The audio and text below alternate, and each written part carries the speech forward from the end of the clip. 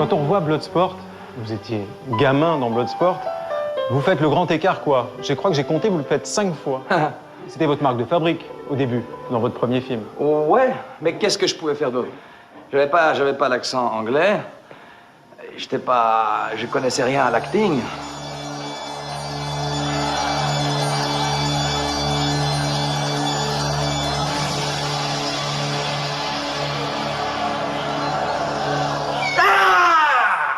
C'est un truc comme ça, vraiment. J'avais galéré pendant 5-6 ans et j'arrive à ce restaurant, le 385 North La Ciénaga. Je rentre à l'intérieur et il y a Menachem qui sort, Golan. Le patron de la Canon. Le patron, un des patrons de la Canon. Et il sort avec 2-3 Coréens, Japonais derrière lui. Un deal, c'était de l'époque du FM, tu vois. Et je fais, Menachem, Jean-Claude Van Damme, the Karate Magazine from Milan, you know, me fit and everything. Oh, yeah, my friend. It's me, Jean-Claude. Et je commence comme Jean-Claude. Je fais, waouh, coupé de karaté. Et les gens derrière lui, les Japonais, ont dit, oui, les Coréens, c'était très. Et tu sais, Menachem, il m'a passé sa carte. Il dit, viens me voir demain. Et je rentre dans son office. Et j'ai préparé mon speech et tout, tu sais. Et je m'amène devant lui. Et je le vois. Et je sais pas quoi dire. Tu sais, tout se bloque. Je m'assis, je dis, Menachem. Je suis venu ici à 5-6 ans. J'ai pris un bal, comme toi. Et je crois que j'ai beaucoup de talent. Je suis pas cher, je suis gratuit. C'était l'époque, c'était le départ, c'est la seule entrée, c'était le karaté, c'était ma seule chance. Et j'ai pris 2 chaises. J'ai fait un grand écart sur 2 chaises. J'ai montré les biscottos. Hey, you know, you better stop doing that stuff. You might want to have kids one of these days. Et il voit ça, il fait... Relax. Kevin, bring me Bloodsport. You want to be a star? Et then il m'a donné le Bloodsport sur le scénario de Bloodsport. Et j'étais, tu sais, you're gonna be a star. Come on!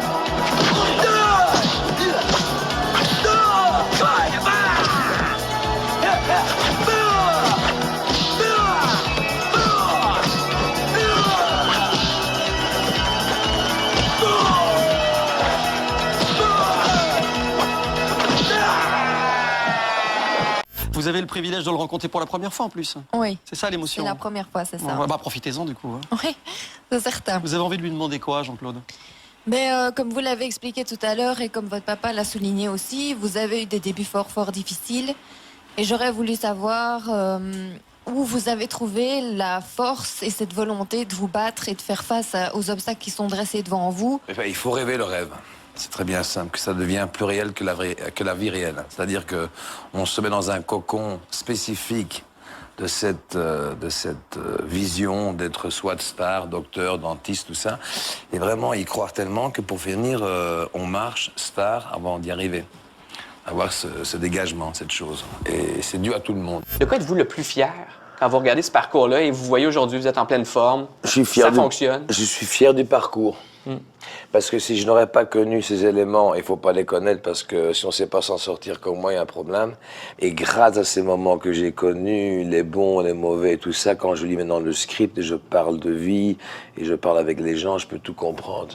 Tu vois, si par exemple je vois un enfant qui est tout à fait en problème, qui a fait de la cocaïne et qui est en panique, si tu commences à gueuler sur lui, il peut partir en anxiety attack, il peut avoir un arrêt du cœur.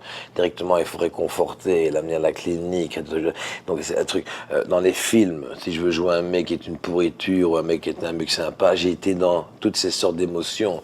Donc Dieu m'a donné ma vie, ma destinée, la loi cosmique, Allah, tous les dieux que tu veux le nommer, mais je crois en ça, m'a donné that path où j'ai beaucoup souffert et les gens m'ont pardonné. Mais moi, je peux pas, j'étais un athlète, tu vois. Au nom de tous les jeunes comme moi qui vous ont eu comme modèle, merci d'en être encore un aujourd'hui. Il y a des gens qui passent toute leur vie « I want to be ». Je veux. Si on veut quelque chose, on va passer sa vie à le vouloir. Non. Action avant réaction. C'est-à-dire que l'action d'abord.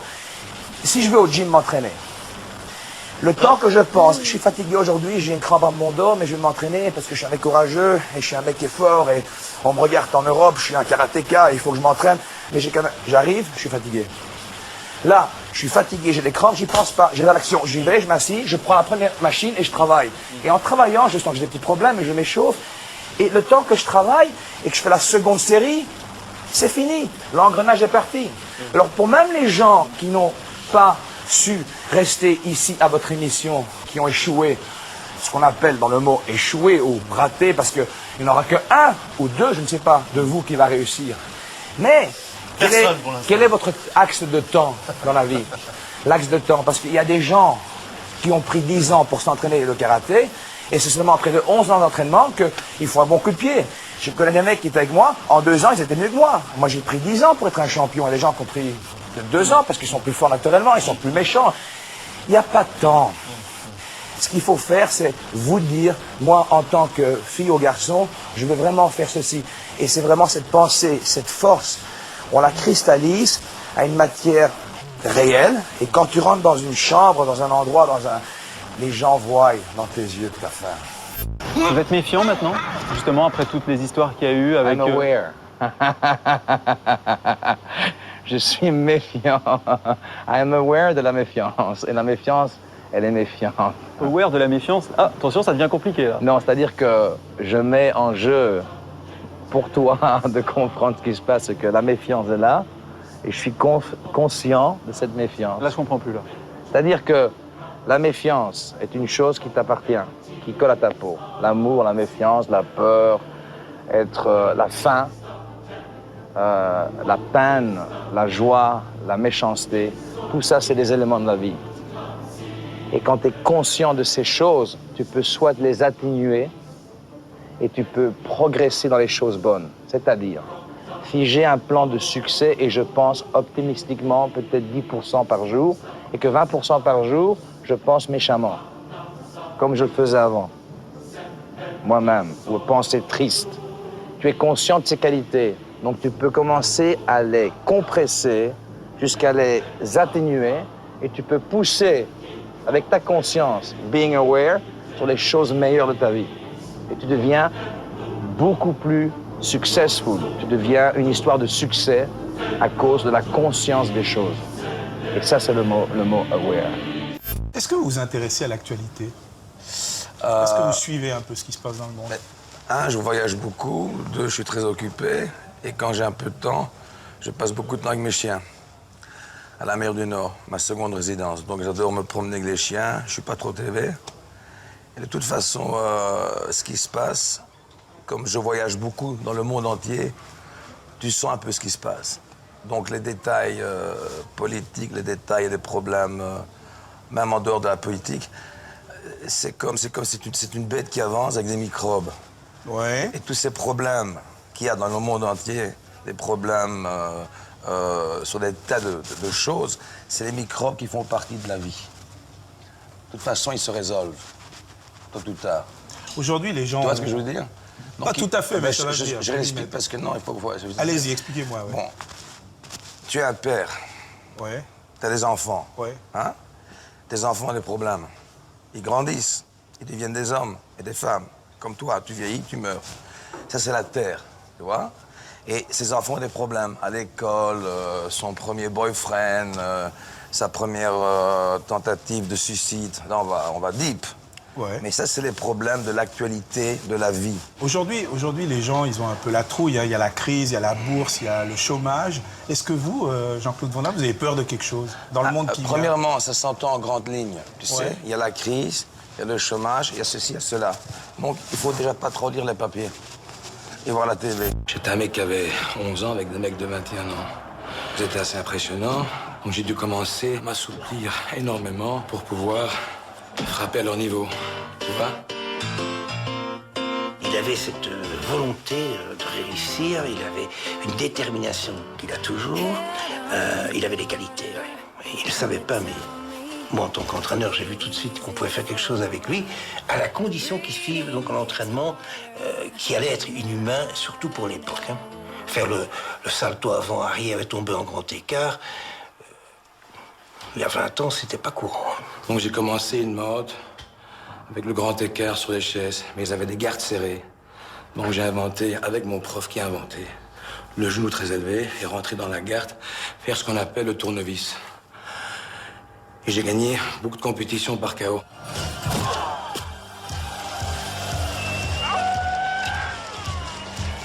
Si on croit en quelque chose et qu'on dit merci à l'avance, ça prend du temps. Hein? Parce qu'on a eu l'étude des bouquins, l'étude des écoles, donc il faut suivre ce que le bouquin t'a indiqué. Ce qui est bien, il y a de l'hygiène, il y a du respect, il y a ceci, cela, mais parfois il faut demander, et fermez le bouquin, c'est chier, fermez le bouquin. What is this? Give me the phone, Gino. Who would call me? C'est votre sonnerie. Yeah, Gino, thank you so much. Fangoul.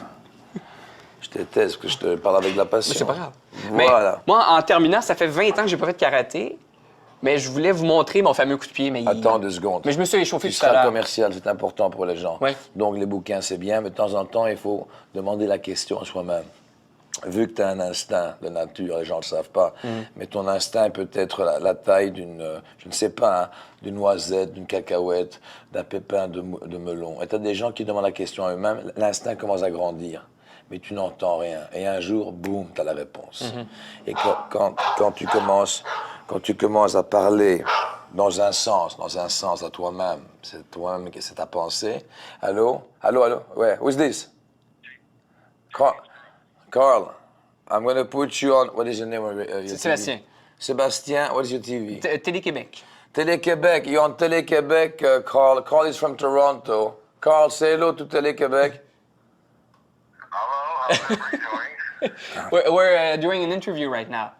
Okay, can I call you back, Mr. DeMarco? Yeah, call me back, no problem, Mr. Sam. OK, bye-bye. Je viens de remarquer vos lunettes, hein? Hein? J'avais pas vu vos lunettes.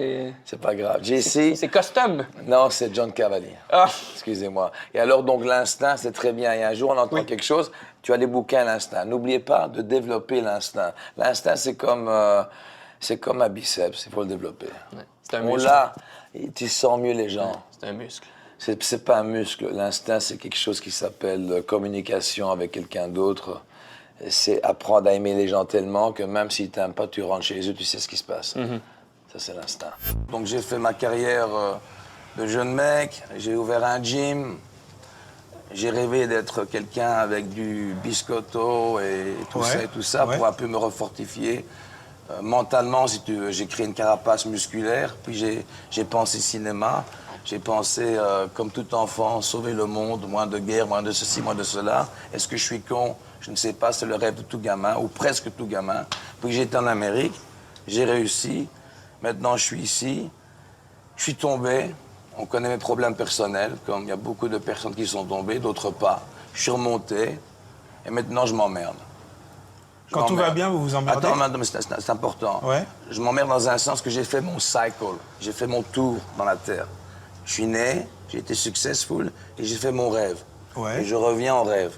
Maintenant, qu'est-ce que je dois faire? Pour me faire plaisir, j'aimerais bien repartir en arrière et arriver à l'intersection que j'ai vue dans toute ma vie. J'ai vu karaté et j'ai vu film. Mais maintenant, il a 52 ans, monsieur film. Alors maintenant, ce que je veux faire, c'est d'aller combattre en mars un vrai champion en Thaïlande.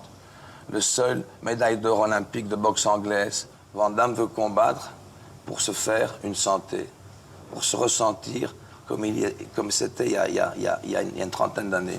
Je sais que c'est un défi incroyable. Le mec est venu à Cannes, il ne va pas lâcher le morceau, c'est un grand champion. Mais moi, faire ça pour moi et de gagner ce combat, je ne veux pas dire de le perdre, de gagner ce combat, c'est quelque chose de formidable.